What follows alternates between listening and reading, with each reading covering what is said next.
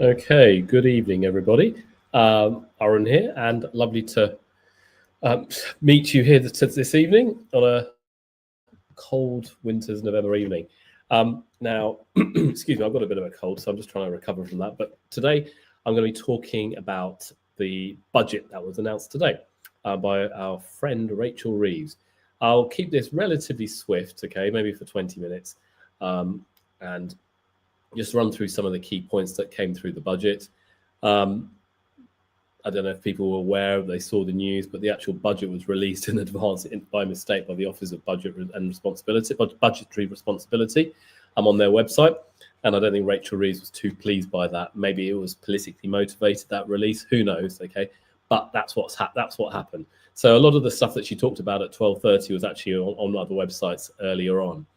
But anyway, that's the past. We need to look towards the future, and we need to understand, okay, how does that impact businesses, business owners, our clients, and the impact on what you may be able to do. Now, in summary, my kind of gut feel and honest opinion is that it could have been a hell of a lot worse. It's not great, okay, but it could have been worse. I think that's the key message from this. There could have been income tax rises. There could have been further exit wealth taxes. There could have been a whole range of things, okay? Further issues on pensions. But in saying that, it was a bit of a budget. Nothing. There was so much of a build up to it, and then the output was pretty unexciting, to be honest with you. At least. So now, how does that impact? So let me go through a few slides that I've put together, and then we can run through it. So, for those new to any webinars that we do, as you may not know, my name's Arun. Perhaps that's a little bit younger when I was looking a few years ago, better haircut. But I'm the owner and CEO of Samera, chartered accountants for pretty much dentists and other healthcare professionals across the UK. I'm also the owner and CEO of Samera Global, where we provide manpower from overseas to support businesses. We also are co-owner of the Dean Tree Dental Group based in Surrey in London.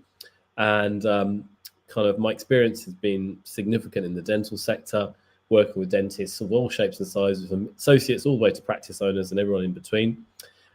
We help with accounting, tax, financing, funding for purchases, due diligence, tax accounting, you name it, okay? Anyway, that's enough about me. I'm a trained chartered accountant with PwC, but for the last 24 years, I think it's 24 years, I've been working with dentists. So, that's all I can blame my wife for that, because I married a dentist. It's me, Tom. So, budget. Excuse me. Now, the autumn budget ultimately was delivered against the backdrop of weak productivity and higher borrowing costs. For small business owners, it's mixed news, as I mentioned. There's a little bit of support, but ultimately there's significant tax increases, which will affect the take-home pay, any investment or savings income that you have, and ultimately operational costs. So overall, it's a heavier tax environment for SMEs, for dentists, for owner-managed businesses. There's no getting away from that. That's the bottom line. And I think with this current Labour government, with subsequent budgets, I can't see it improving.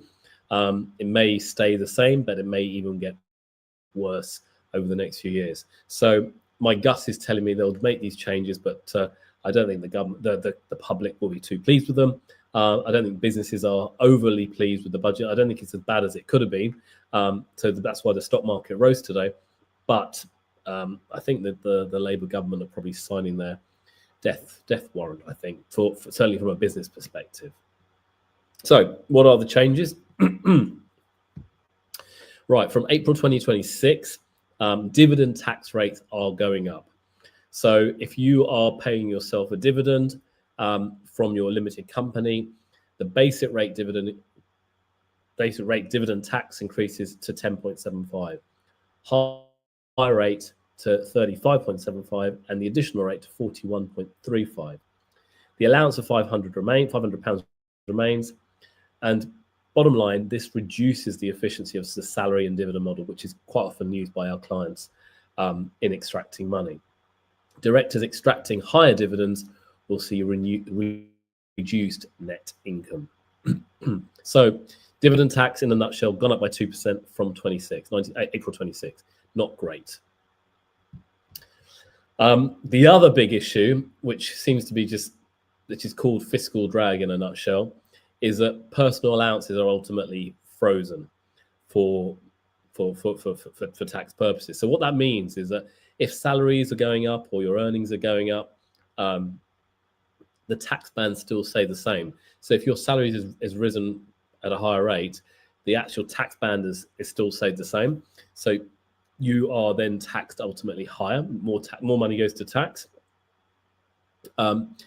So this pushes more earners are pushed into the higher tax bracket as your earnings increase. So you effectively get less money. If they were pushing up the tax brackets higher, then obviously that goes in line. So the bottom line here is you're going to be paying more tax. NI thresholds are frozen. Again, increasing national insurance paid over time. So again, this whole model of trying to save tax by having a lower salary and dividends isn't so great. And in addition, this does impact employees too, because if their salaries are going up but the thresholds are still lower, they'll be paying more tax as well. So another negative point for any kind of high earners, or even any earners out there, is this is how she's getting more tax from us.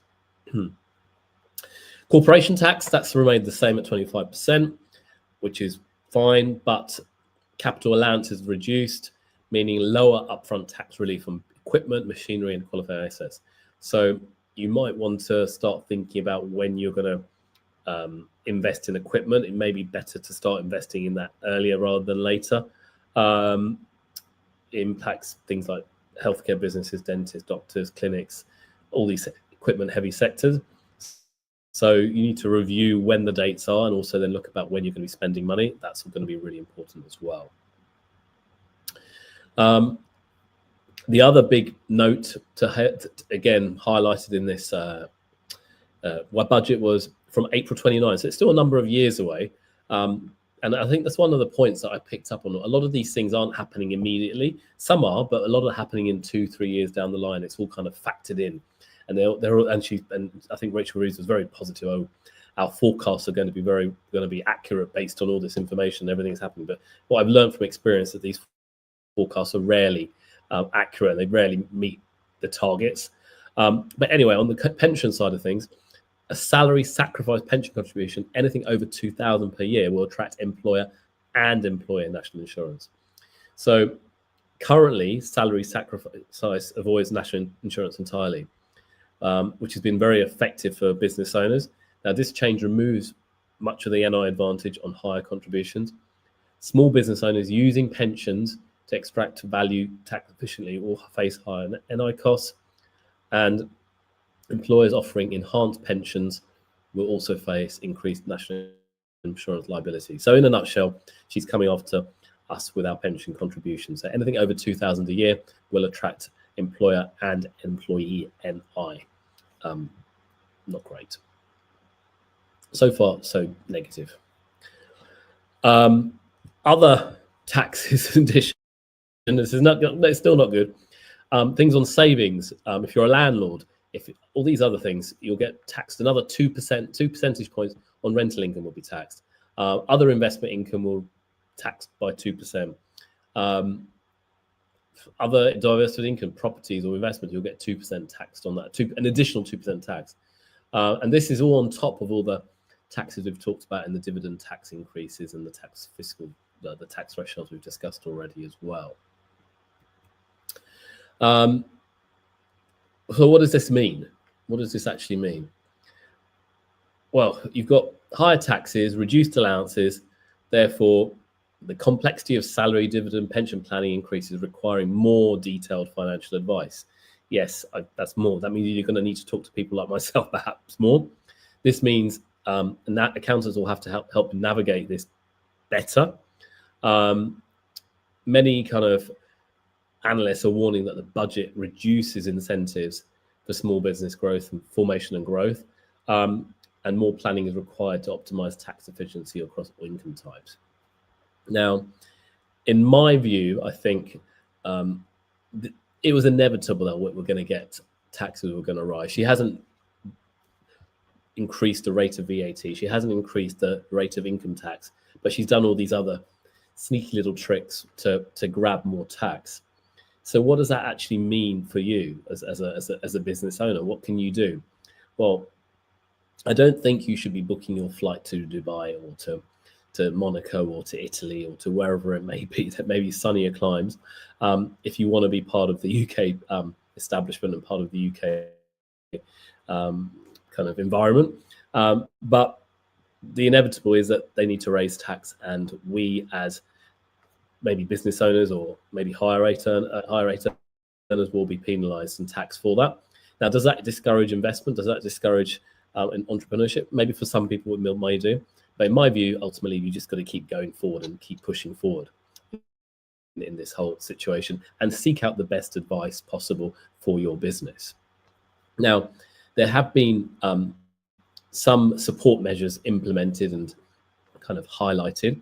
There's some support for which will be around regional growth incentives and selective investment schemes. What they mean, there's nothing more detail on that at the moment. But I don't think any of those will really offset the increased tax burden for SMEs. One thing she announced would be free apprenticeship funding for SMEs. That sounds very attractive.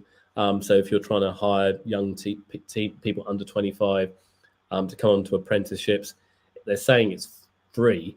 I think the devil will be in the detail, and it's quite an attractive thing if you're a business trying to look for younger staff members and looking to develop staff members. And that's something that I myself will be investigating for my own businesses to see what are the benefits, what are the advantages there for us too. So that's an opportunity there. But apart from that, not a great deal. So what's the net impact of all of these things?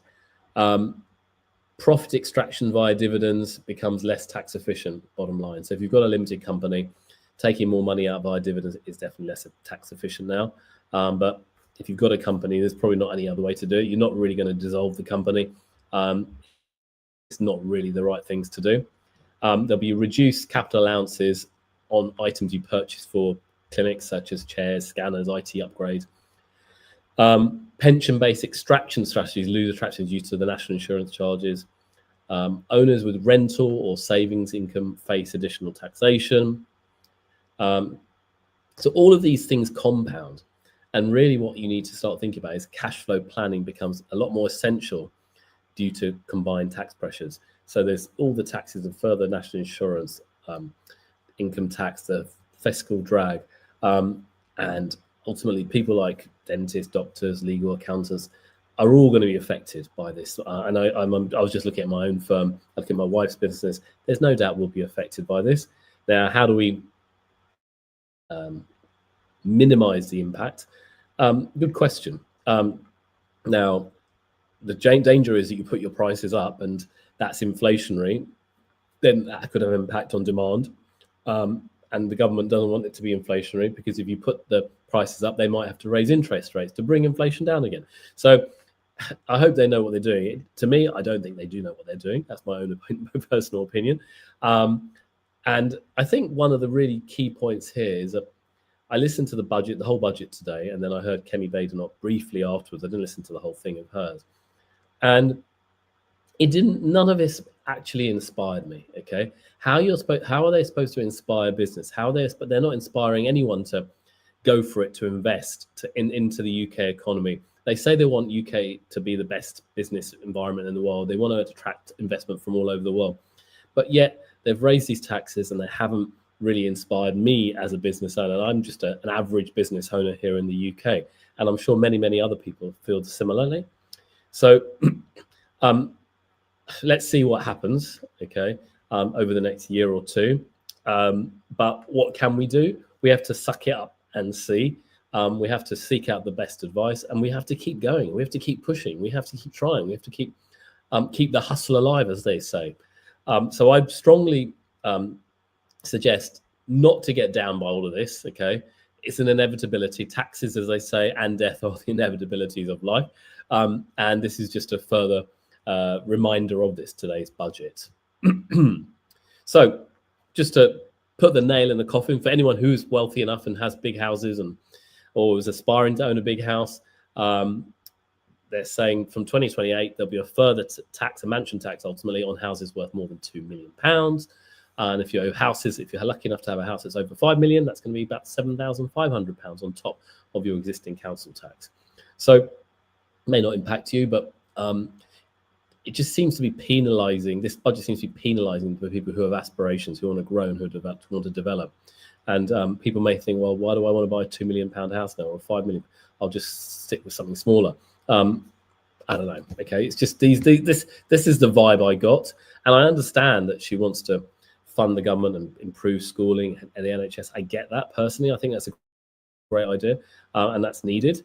But there are other ways to do that, and that other way is to encourage investment, encourage business. And to me, there was no encouragement in this budget to encourage the business owners out there. So key takeaways. I did say it's going to be about 20 minutes. I'm almost there. Review your salary, dividend, and pension extraction strategies with an accountant. If you don't have an accountant, maybe reach out to me or my team. Consider bringing forward equipment or refurbish investments where possible. Update your forecast to include higher dividends, savings, and rental tax rates.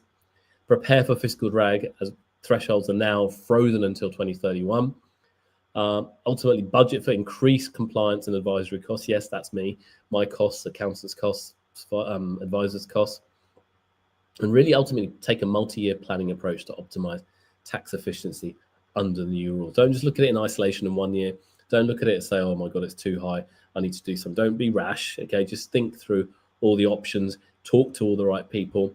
We work with a lot of clients, and if we don't have the expertise in-house, we can bring in other experts into the arena who might have a very specialist expertise on a particular domain. So we can certainly help there as well. Just to compound this further, just to put the nail in the coffin, which I'm sure you don't really want to hear, Making Tax Digital is coming in April next year, and that's another burden for anyone who's only over 50k. You'll need to be making quarterly submissions with digital software, plus one annual submission too. So no longer one annual return, effectively 5 annual returns. Again, if you need help, we can certainly help you. This is what we're doing. We're signing up people to this now, getting people organized and ready for that when it kicks off in April next year. So tax seems to be the common theme across this all. So now you might be depressed. Please don't be depressed. Life's not that bad. We need to keep moving forward. But if you need a new accountant in this space, we deal with 99.9% of our clients are dentists, and they're not a dentist. They might be a pharmacist or a doctor. We're taking on around 10 new clients a month, and we are specialists in this accounting and tax space. We deal with everything from associates to multi-practice owners. And one thing we're very, very proud of is that we're very tech-driven. We use technology to try and automate things as much as possible, keep costs lower, and of course, we're pretty damn tax savvy as well. Okay, as well. If you need any help, best bet is to go to our website.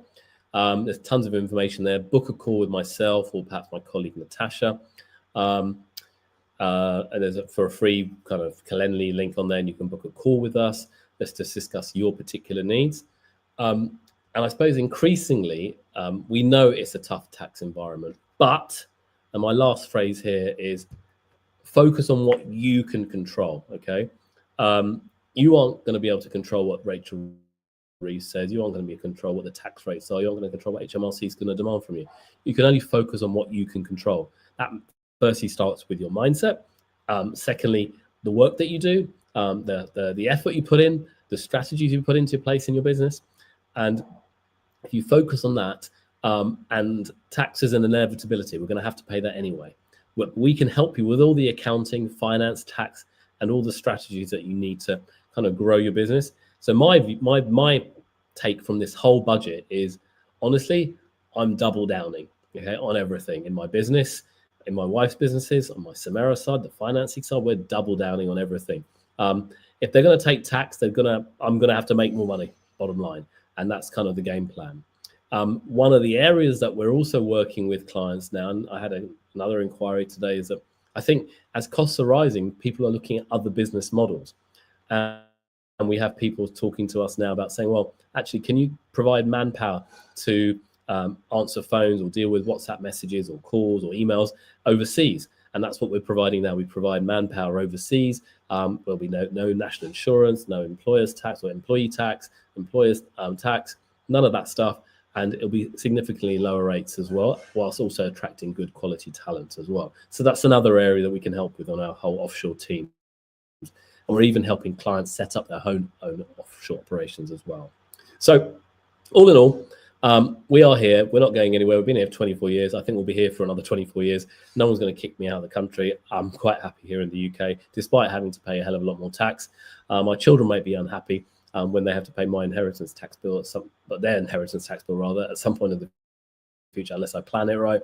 But if anyone needs any help, or if you've got any questions, please do fire them away now. Alternatively, do reach out to us on the kind of through a Calendly on our website, and we'll be there to help you further. Okay, thank you very much.